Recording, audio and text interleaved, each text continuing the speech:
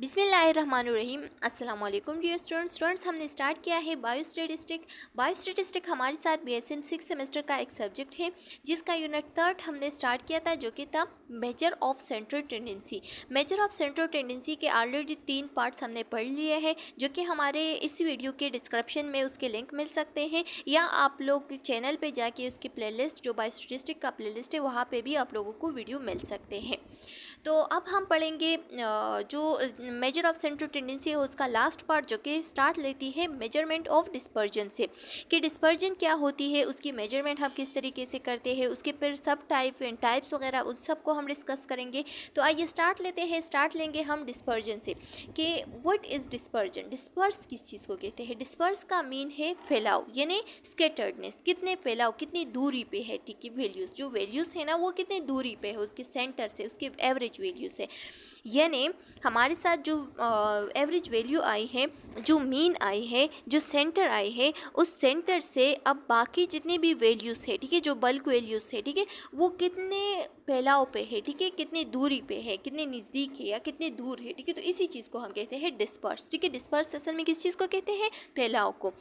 तो डिस्पर्जन की डिफिनीशन को लिख ले। Dispersion the scatteredness of given value about their center is called dispersion, ठीक है। इसी चीज़ को हम क्या कहते हैं? डिस्पर्जन कहते हैं। यानी जितने फैलाव पे, जितने दूरी पे हमारे साथ जो वैल्यूज़ प्रेजेंट है from their center is called dispersion, ठीक है। फिर उसके बाद हम पढ़ेंगे मेजरमेंट ऑफ डिस्पर्जन। अब मेजरमेंट ऑफ डिस्पर्जन का क्या मतलब है? मेजरमेंट ऑफ डिस्पर्जन का मतलब ये है कि एक ऐसी वैल्यू जो कि हमारे साथ क्या आई है, जो कि हमारे साथ जो सेंटर आई है, ठीक है, उस सेंटर से अब कितनी दूरी पे ये बाकी सारे जो वैल्यूज़ है वो प्रेजेंट है, ठीक है। जितनी भी बाकी सारी वैल्यूज़ है वो उस सेंटर से कितनी दूरी पे प्रेजेंट है, उस चीज़ की जब हम मेजरमेंट करते हैं तो उसी मेजरमेंट को हम कहते हैं मेजरमेंट ऑफ डिस्पर्जन, ठीक है। यानी जितनी वैल्यू हमारे साथ डिस्पर्स है, फैलाव पे है, सेंटर ऑफ वैल्यू से, ठीक है, या एवरेज वैल्यू से, तो उसी चीज़ की जब हम मेजरमेंट करेंगे तो उसको ही हम कहेंगे मेजरमेंट ऑफ डिस्पर्जन, ठीक है। इसका डिफिनीशन लिख ले के any descriptive measure that indicate the amount of variation of given value about their center is called major of dispersion, ठीक है। समझ आ गई कि मतलब हमारे साथ जितने भी जो सेंटर ऑफ वैल्यू आई है, ठीक है, तो उस सेंटर ऑफ वैल्यू से जितनी भी दूरी पे बाकी जितने भी वैल्यूज़ है, ठीक है, तो उसकी जब हम कैलकुलेशन करते हैं, उसकी जब हम मेजरमेंट करते हैं, उसी की जो स्कैटर्डनेस है उसको मालूम करने की कोशिश करते हैं, तो इसी चीज़ को हम कहते हैं मेजर ऑफ डिस्पर्जन, ठीक है। अब मेजर ऑफ डिस्पर्जन की हमारे साथ फर्दर 2 टाइप्स है, जो मेन 2 टाइप्स है, ठीक है। एक को हम कहते हैं एब्सोल्यूट मेजर ऑफ डिस्पर्जन और दूसरे को हम कहते हैं रिलेटिव मेजर ऑफ डिस्पर्जन।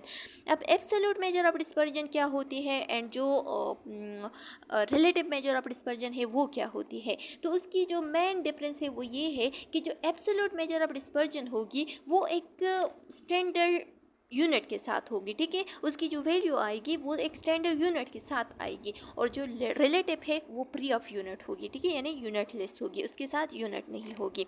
इन दोनों की डिफिनीशन को लिख ले, क्योंकि ये भी बहुत इंपॉर्टेंट है, ठीक है। पेपर पॉइंट ऑफ व्यू से, एमसीक्यूज पॉइंट ऑफ व्यू से आ सकते हैं।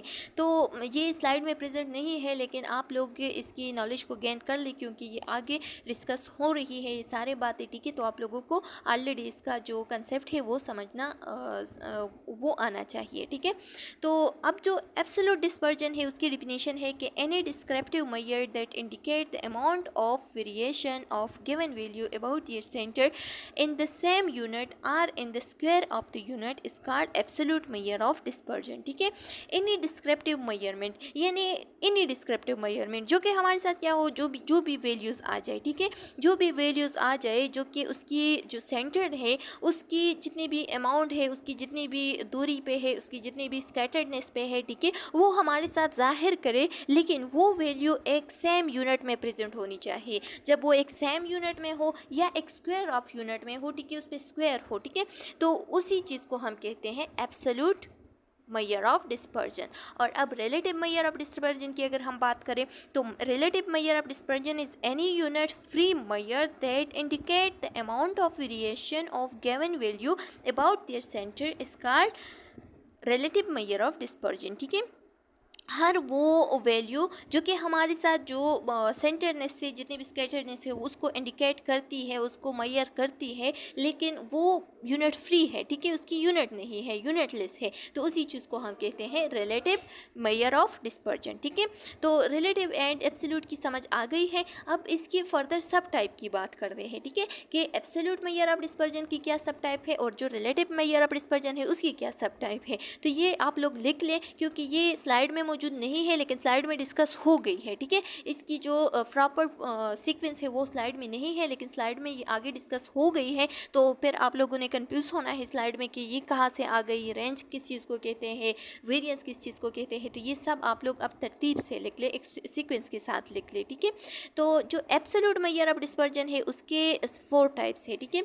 उस 4 टाइप्स में फर्स्ट वन जो है ना उसको हम पढ़ेंगे रेंज, जो कि फर्स्ट स्लाइड में प्रेजेंट है, आप लोग देख सकते हैं यहाँ पे, ठीक है। तो ये हमारे साथ रेंज है। दूसरा फिर है क्वार्टाइल डिविएशन, तीसरा है मीन डिविएशन और चौथा है वेरिएंस, ठीक है। इन सब को हम एब्सोल्यूट मैयर ऑफ डिस्पर्जन में पढ़ेंगे और फिर उसके बाद आएगी रिलेटिव डिस्पर्जन। रिलेटिव डिस्पर्जन जो कि यूनिट फ्री होती है, ठीक है, या यूनिटलेस होती है। तो उसमें हम पहले पढ़ेंगे कोफिशिएंट ऑफ रेंज, फिर उसके बाद पढ़ेंगे कोफिशिएंट ऑफ क्वार्टाइल डिविएशन, फिर उसके बाद पढ़ेंगे थर्ड वन जो कि हमारे साथ होगी कोफिशिएंट ऑफ मीन डिविएशन और लास्ट में हम पढ़ेंगे कोफिशिएंट ऑफ वेरिएंस, ठीक है। तो अब एक एक करके पढ़ते हैं। लिखा गया है कि रेंज, स्लाइड की तरफ आते हैं, लेकिन इससे पहले मैंने आप लोगों से एक रिक्वेस्ट करना है कि अगर आप हमारे चैनल लेक्चर्स बाय अनाया केम्यू पे नए हैं तो हमारे चैनल लेक्चर्स बाय अनाया केम्यू को सब्सक्राइब करें। अगर वीडियो पसंद आ जाए तो वीडियो को लाइक करें, कमेंट करें और अपने दोस्तों के साथ शेयर करें। तो लिखा गया है कि रेंज क्या होती है स्टूडेंट्स। रेंज जो है ना, जो कि आप लोग ऑलरेडी जानते होंगे क्योंकि 2-3 पार्ट्स जो कि हमने इस यूनिट का डिस्कस किए हैं ऑलरेडी हमारे चैनल पे प्रेजेंट है। तो उसमें मैंने आप लोगों को बताया था कि रेंज हमारे साथ कौन सी वैल्यू होती है जो कि मैक्सिमम और मिनिमम वैल्यू की दरमियान की जो डिफरेंस होती है, ठीक है, उसी डिफरेंस को हम रेंज कहते हैं। तो रेंज का डिफिनीशन लिख ले कि रेंज हमारे साथ क्या होती है, the difference between largest and smallest value of the given data set is called range, ठीक है। जो कि हमारे साथ क्या होती है, difference between the value set जो कि जो मैक्सिमम वैल्यू और जो मिनिमम वैल्यू है, ठीक है। तो मैक्सिमम वैल्यू से हम मिनिमम वैल्यू को माइनस करेंगे और उसी चीज़ को हम रेंज कहेंगे, ठीक है। जैसे कि मैं आप लोगों के साथ एक एग्जांपल देती हूँ। फॉर एग्जांपल ये हमारे साथ एक डेटा सेट है 1 2 3 4 5, ठीक है, ये एक डेटा सेट आ गई। अच्छा, अब इसी डेटा सेट में जो सबसे मैक्सिमम वैल्यू है वो कौन है, 5 है, ठीक है। 5 मैक्सिमम है और मिनिमम वैल्यू 1 है। तो अब हम क्या करेंगे, 5 - 1 करेंगे, इससे आएगा 4 और ये 4 जो है ना ये हमारे साथ क्या हो गया, रेंज हो गया। तो इसी चीज़ को हम कहते हैं रेंज, यानी रेंज जो है ना हम इसी तरीके से मालूम करते हैं। अब लिखा गया है कि क्विक टू कंप्यूट, इसको हम कंप्यूट करना है, इसकी कैलकुलेशन करना है, इसकी हिसाब करना बहुत इजी है, ठीक है, बहुत क्विकली हम कर सकते हैं क्योंकि जितनी जल्दी तरीके से मैंने आप लोगों को बताया कि हमारे साथ जो फर्स्ट जो मिनिमम वैल्यू और जो मैक्सिमम वैल्यू है, तो मैक्सिमम वैल्यू से मिनिमम को माइनस करेंगे और इसका जो आंसर आएगा उसी को हम रेंज कहेंगे, ठीक है। फिर लिखा गया है कि not useful, not very useful, ये हमारे साथ ज़्यादा यूजफुल नहीं है। क्यों, क्योंकि इसमें हम सिर्फ और सिर्फ जो एक्सट्रीमली वैल्यूज़ है, यानी एक्सट्रीमली वैल्यू का क्या मतलब है, जैसे कि मैंने आप लोगों को एग्जांपल दे दिया कि ये हमारे साथ एक डेटा सेट हो गया। तो इसी डेटा सेट में अब जो हमारे साथ जो मैक्सिमम वैल्यू और जो मिनिमम वैल्यू है, तो इसकी ये दोनों, इन दोनों की हम मीन को मालूम करेंगे, ठीक है, इन दोनों की रेंज को हम मालूम करें। बाकी जो हमारे साथ जो बाकी वैल्यूज़ जो दरमियान में प्रेजेंट है, यानी 2 3 हो गया, ठीक है, तो इसकी कोई भी सोल्यूशन, कोई भी रेंज वगैरह कुछ भी हम नहीं मालूम करते, सिर्फ और सिर्फ एक्सट्रीमली वैल्यूज़ की हम बात करते हैं जो कि हमारे साथ मैक्सिमम और मिनिमम वैल्यू होती है इन अ डेटा सेट, ठीक है। तो इस वजह से जितनी भी बल्क डेटा है, बाकी जो दरमियान में प्रेजेंट वाली डेटा है, उसकी कोई भी कंसिडरेशन, कोई भी यूज़ यहाँ पे नहीं हो रही है, सिर्फ और सिर्फ एक्सट्रीम वैल्यू की बात हो रही है। तो इस वजह से ये इतना यूज़फुल नहीं है। अच्छा स्टूडेंट्स, अब हमारे साथ आ रहा है measurement of variation. Measurement of variation में किस चीज़ की बात की गई है, लिखा गया है कि the standard deviation is a measure. Standard deviation जो है ना ये हमारे साथ एक मेजर है। अब आप लोग सोच रहे होंगे कि स्टैंडर्ड डिविएशन क्या है, तो स्टैंडर्ड डिविएशन ऐसे में इसकी डिफिनीशन लिख लें कि the positive square root of the mean of square deviation of given value from the mean is called standard deviation, ठीक है। जब हम वेरिएंस की वैल्यू आएगी, ठीक है, तो वो स्क्वायर में होगी, तो उससे उस स्क्वायर को हटाने के लिए हम स्क्वायर रूट को यूज़ करेंगे, और उसी स्क्वायर रूट को हम जब यूज़ करेंगे तो इसी चीज़ को हम फिर कहते हैं स्टैंडर्ड डिविएशन। ठीक है, लिखा गया है कि विच describe how much individual measurement differ on the average, जो कि हमारे साथ डिस्क्राइब कर देती है कि कितना एक इंडिविजुअल जो है ना वो एवरेज से डिफर है, यानी कितनी दूरी पे है, कितनी वो डिस्पर्स है, ठीक है, कितनी दूरी पे है मीन वैल्यू से, यानी सेंटर ऑफ वैल्यू से बाकी वैल्यूज जो है ना वो कितनी दूरी पे है, ठीक है, एवरेज डेटा से कितनी दूरी पे है बाकी डेटा, तो इसी चीज़ को हम कहते हैं स्टैंडर्ड डिविएशन। जैसे कि लिखा गया है कि a largest standard deviation shows that there is a wide scattered of measure value around the mean. जैसे कि मैंने आप लोगों को डिस्पर्स में बताया कि डिस्पर्स में जो स्कैटर्ड होती है उसका मतलब क्या है, फैलाव, ठीक है, तो यहाँ पे भी स्कैटर्ड का क्या मतलब हो गया, फैलाव हो गया। तो अब ये यहाँ पे एक एमसीक्यूज आया है जो कि आप लोगों ने ज़रूर याद रखना है कि यहाँ पे बताया गया है कि अगर हमारे साथ जो स्टैंडर्ड डिविएशन है वो अगर लार्ज आ गया, लार्ज इन वैल्यू आ गया, ठीक है, तो उसी चीज़ जो लार्ज इन वैल्यू है तो ये हमारे साथ शो कर देती है कि जो स्कैटर्ड है वो क्या है, वो जो मीन वैल्यू है उससे दूरी पे है, ठीक है, उससे बहुत दूर है। और अगर हमारे साथ स्टैंडर्ड डिविएशन स्मॉल आ गया तो इसका मतलब ये है कि जो स्कैटर्स है वो क्या है, वो मीन के करीब है, ठीक है, तो ये अब आप लोगों ने रिमेंबर रखना है कि स्टैंडर्ड डिविएशन अगर ज़्यादा आ जाए तो इसका मतलब ये है कि स्कैटर्ड जो है ना वो मतलब दूरी पे है, ठीक है, और अगर हमारे साथ स्टैंडर्ड डिविएशन जो है ना वो कम आ गया तो इसका मतलब क्या है कि जितनी भी स्कैटर्ड है, जितनी भी वैल्यूज़ है, जितनी भी इंडिविजुअल वैल्यूज़ है वो तकरीबन करीब है, इधर उधर है, अराउंड है, ठीक है, बिल्कुल नज़दीक है, ठीक है, किस चीज़ के, मीन के, ठीक है, तो ये आप लोगों ने रिमेंबर रखना है। अब स्टैंडर्ड डिविएशन के बारे में बताया है कि it is square root of the variance. जब वेरिएंस पे हम स्क्वायर रूट लेते हैं, ठीक है, उसकी स्क्वायर को हटाने के लिए, उसकी यूनिट को मालूम करने के लिए, उसकी यूनिट को सेम करने के लिए, तो इसी चीज़ को हम कहते हैं स्टैंडर्ड डिविएशन। अच्छा, फर्दर हमारे साथ आ रहा है कैलकुलेशन स्टैंडर्ड डिविएशन के फार्मूला। स्टैंडर्ड डिविएशन का फार्मूला जो है ना वो बताया है। स्टैंडर्ड डिविएशन के फार्मूले से पहले आप लोगों ने समझना होगा कि हमारे साथ वेरिएंस क्या होती है।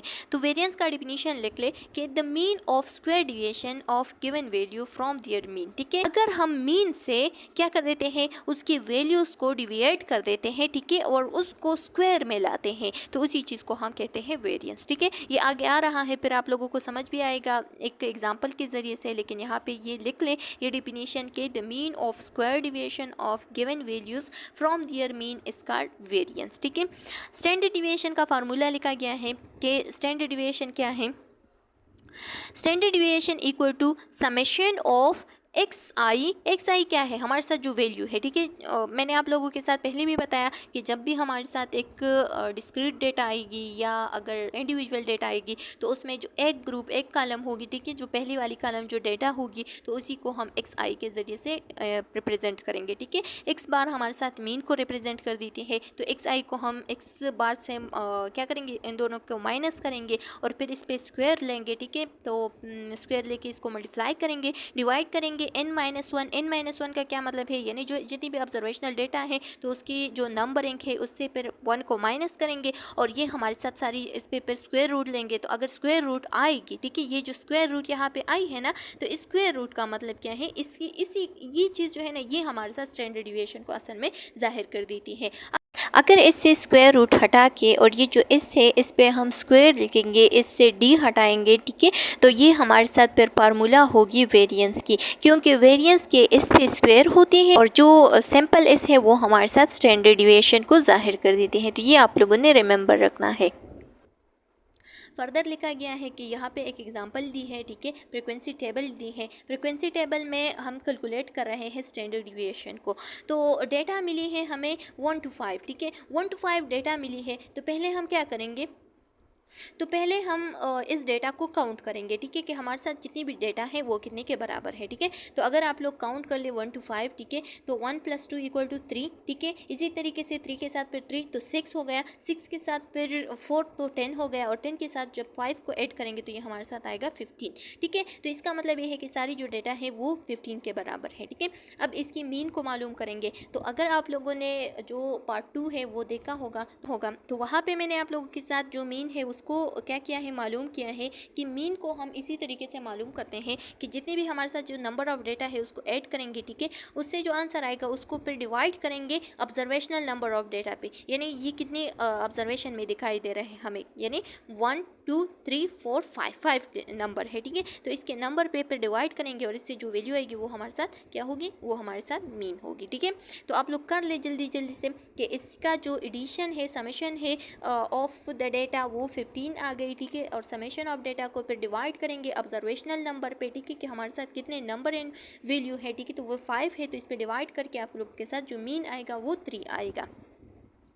अच्छा, मीन तो हमने निकाल दिया, यानी 3 हमारे साथ मीन आ गया, ठीक है।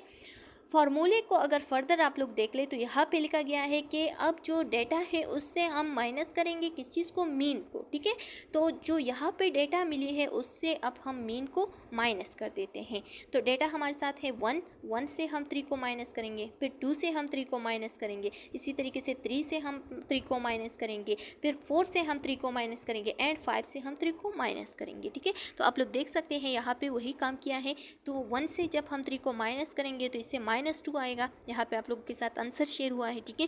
फिर हमारे साथ जो 2 से तो 3 को माइनस करेंगे तो वो आया है -1, ठीक है। इसी तरीके से 3 को 3 से माइनस किया है तो वो 0 आया है। फिर हमने किया है 4 को 3 से माइनस तो वो 1 आ गया है। इसी तरीके से 5 को 3 से माइनस किया है तो वो आ गया है 2, ठीक है। अब क्या किया है, अब आप लोग फार्मूले को देख लें तो फार्मूले में क्या लिखा है कि हमने मालूम किया, ये स्टेप तो हमने मालूम किया, यानी एक्स आई माइनस एक्स बार, ठीक है, यानी मीन को हमने तो माइनस कर लिया, इसका आंसर तो हमारे साथ आ गया। लेकिन आप लोग अगर फॉर्मूले में देख लो तो क्या है, यहाँ पे स्क्वायर है, तो अब इसी स्क्वायर को हम मालूम करेंगे, ठीक है, यानी अब इस चीज़ पे हम स्क्वायर लेंगे, जो हमारे साथ डेटा आई है उस पर हम स्क्वायर लेंगे।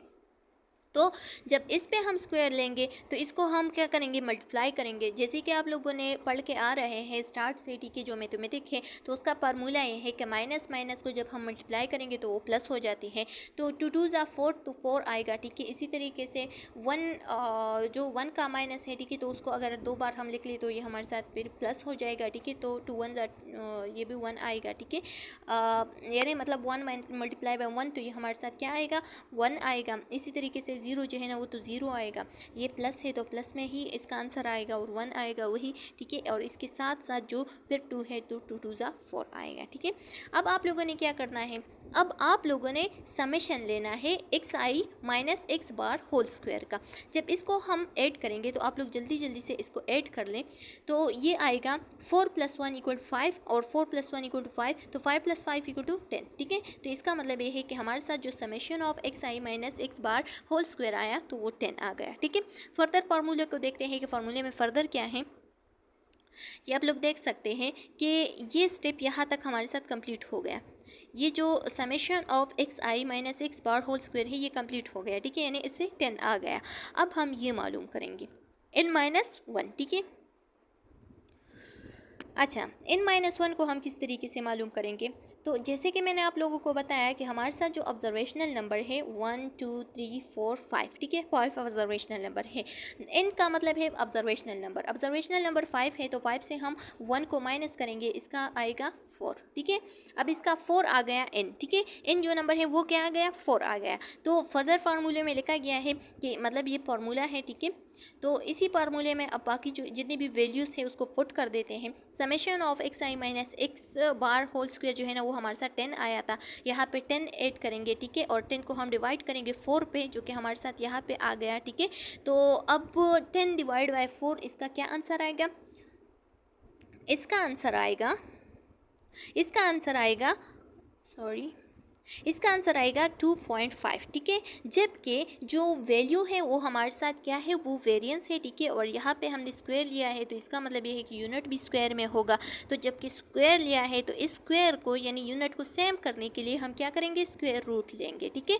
यानी यूनिट को स्क्वायर करने सेम करने के लिए और स्क्वायर रूट को जो स्क्वायर है उसको हटाने के लिए हम स्क्वायर रूट लेंगे। स्क्वायर रूट जब हम लेते हैं तो फिर बोथ साइड पे लेंगे, आंसर पे भी लेंगे और यूनिट पे भी लेंगे।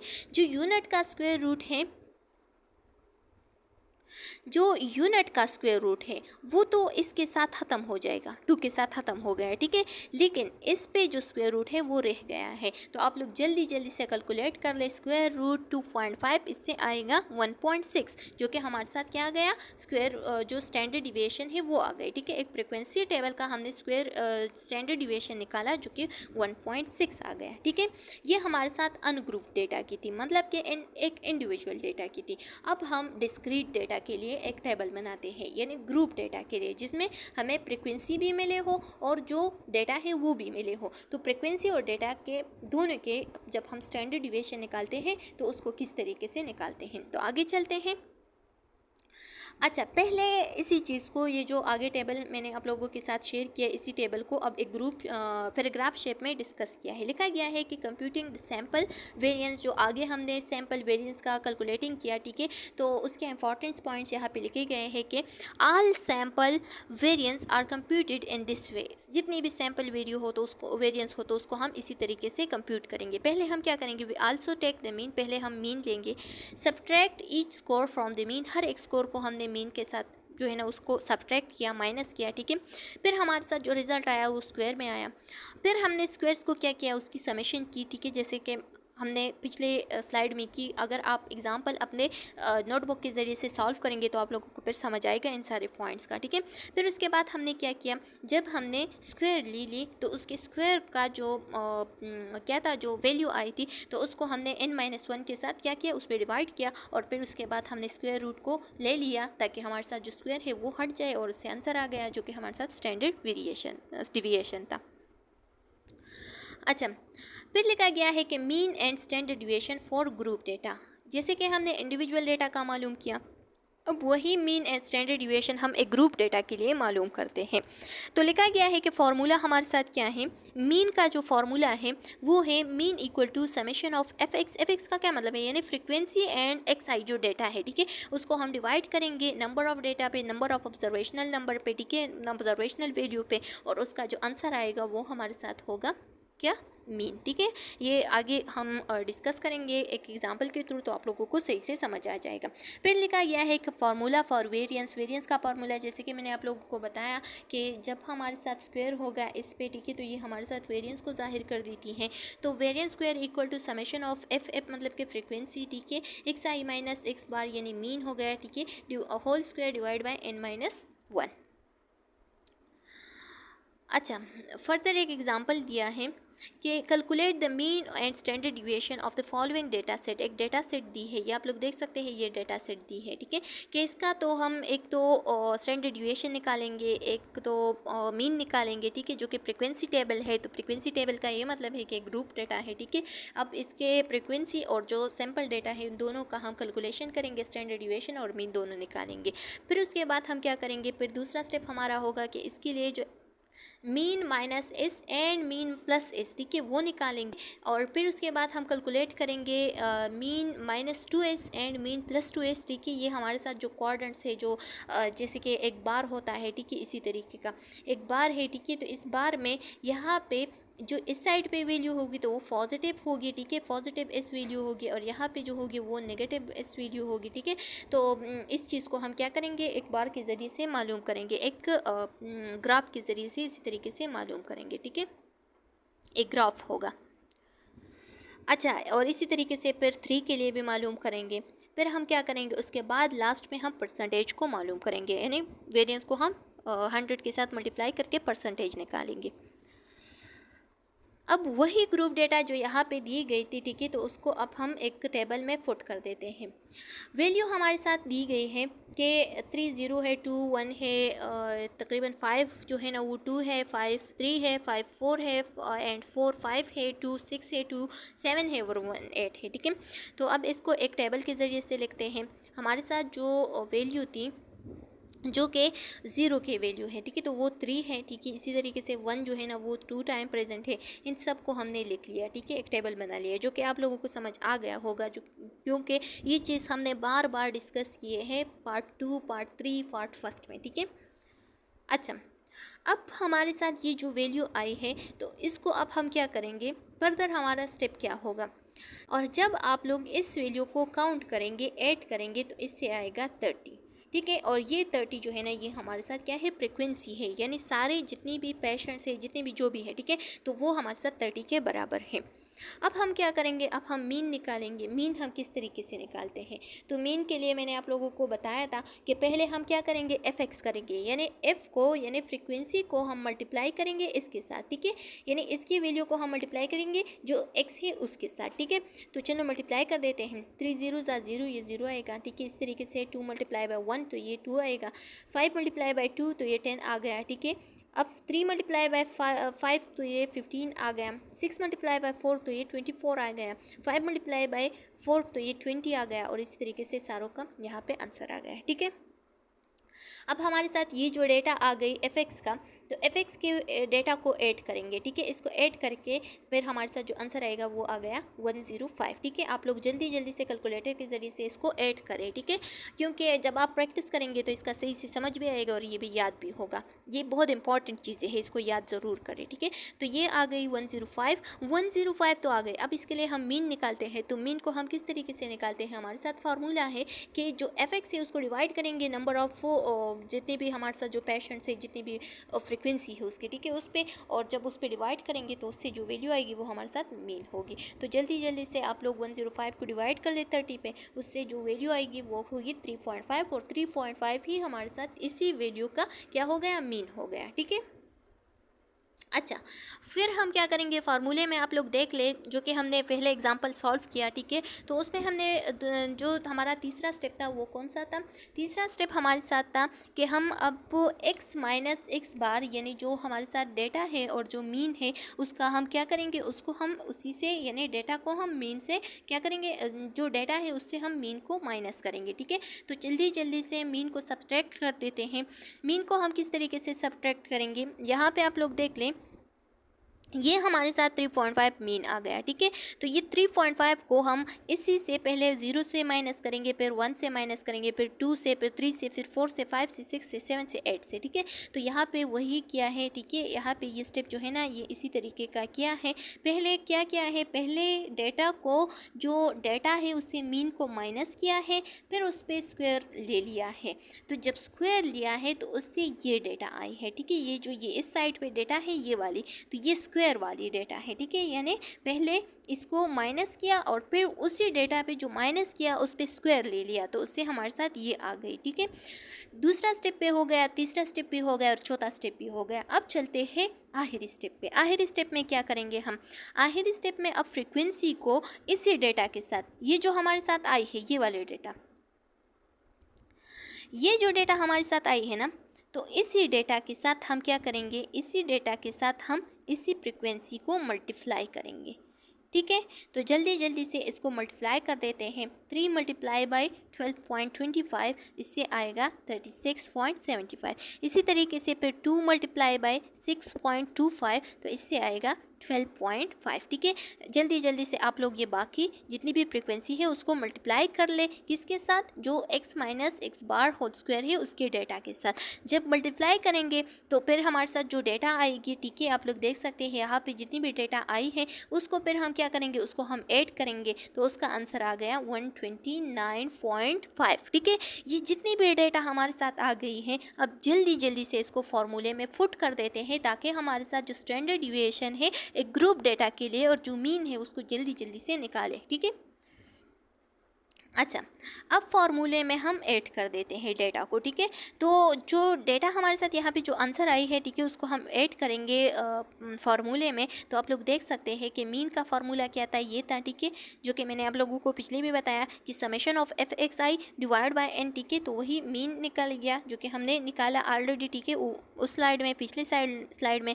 अब जल्दी जल्दी से वेरिएंस के फार्मूले में ऐड कर देते हैं डेटा को। तो वेरिएंस का फार्मूला हमारे साथ क्या था, S square equal to summation of F, ठीक है, summation of frequency multiply by X I. X I का क्या मतलब है, यानी डेटा, ठीक है, माइनस मीन होल स्क्वायर, ठीक है। तो जल्दी जल्दी से इस पे जो हमारे साथ वैल्यू आई थी, ठीक है, तो उसको हम क्या करेंगे, उसको हम ऐड करेंगे, जो कि हमारे साथ 129.5 आई थी, और डिवाइड बाय 30 जो टोटल नंबर एंड वैल्यू थी, ठीक है, उससे हम माइनस करेंगे क्या, 1 को, ठीक है। 1 को माइनस कर दिया, वो 29 आ गई। 129.5 को हमने डिवाइड किया 29 पे, इससे आ गया 4.46, ठीक है, 4.46 आ गया। ये तो स्क्वायर में है, ठीक है, ये जो s है ये स्क्वायर में है, यानी s स्क्वायर इक्वल टू 4.46 आ गया, ठीक है।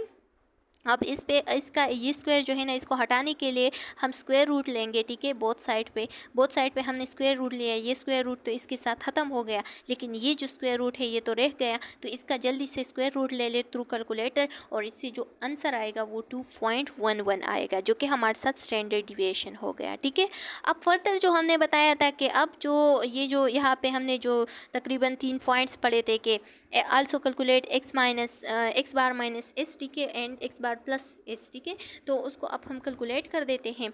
अच्छा स्टूडेंट्स, तो अब हमारे साथ जो फॉर 2 है उसमें लिखा गया है कि also calculate mean minus standard deviation and mean plus standard deviation, ठीक है, और फिर उसके बाद हम परसेंटेज को कैलकुलेट करेंगे। तो mean minus standard deviation and mean plus standard deviation हम किस तरीके से करते हैं, यहाँ पे आप लोग देख ले, जो मीन है वो 3.5 आ गया पिछली स्लाइड में जो हमने पढ़ा, ठीक है, एंड स्टैंडर्ड डिविएशन है वो 2.11 आ गया। इससे पहले माइनस करेंगे और फिर इसके साथ प्लस करेंगे डेटा को, तो एक आएगा 1.39 और एक आएगा 5.61, ठीक है। अब इसी डेटा को हम देखते हैं कि इसके दरमियान हमारे साथ कितने वैल्यूज़ आते हैं, ठीक है। तो डेटा में देखते हैं, यहाँ पे जो टेबल है यहाँ पे आप लोग देख ले, यहाँ पे तो यहाँ से लेकर यहाँ तक जितनी भी हमारे साथ जो डेटा मौजूद है तो वो तकरीबन 20 वैल्यूज़ है, ठीक है, यानी आउट ऑफ 20 वैल्यूज़ जो है ना वो तकरीबन इसी S1 और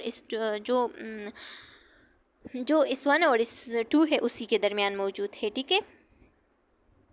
ये आप लोग देख सकते हैं, इसी के दरमियान ये जो 20 वैल्यूज़ है वो मौजूद है आउट ऑफ 30, ठीक है। तो अब 20 आउट ऑफ 30 करेंगे, उसको मल्टीप्लाई करेंगे 100 से, और जो वैल्यू हमारे साथ आएगी वो परसेंटेज होगी, ठीक है। इसी तरीके से फिर हम S2 और S3 के लिए भी निकाल सकते हैं, आप लोग खुद निकालिए, ठीक है। यहाँ पे निकाले गए हैं, बहुत इजी टेक्निक है, इसमें कोई भी मुश्किल नहीं है। नेक्स्ट हमारे साथ लिखा गया है आउटलायर अभी हम नहीं पढ़ते हैं, ये हमारे साथ आगे स्लाइड के लिए है, ठीक है, लेकिन यहाँ पे जस्ट एक डिफिनीशन लिखा गया है कि in a normal distribution any measurement with a Z score of greater than 3 और less than 3 is called outlier. जब हमारे साथ एक नॉर्मल डिस्ट्रीब्यूशन की हम मेजरमेंट करेंगे, ठीक है, और उसका जो जी स्कोर है उसकी मालूम करने की कोशिश करेंगे, तो अगर हमारे साथ जो जी स्कोर है वो ग्रेटर देन 3 आ गया या लेस देन 3 आ गया, ठीक है, तो उसी चीज़ को फिर हम क्या कहते हैं, उसी चीज़ को हम कंसिडर करते हैं आउटलायर, ठीक है, यानी ये आउट ऑफ लाइन हो गया। तो अब एक ट्यूटोरियल दी गई है जो कि आप लोगों का होमवर्क है, ठीक है। पहले आप लोगों ने क्या करना है, इसका मीन निकालना है, मीडियन निकालना है, मोड निकालना है, रेंज निकालनी है, वेरिएंस निकालनी है, ठीक है, स्टैंडर्ड डिविएशन इसी डेटा का, ठीक है।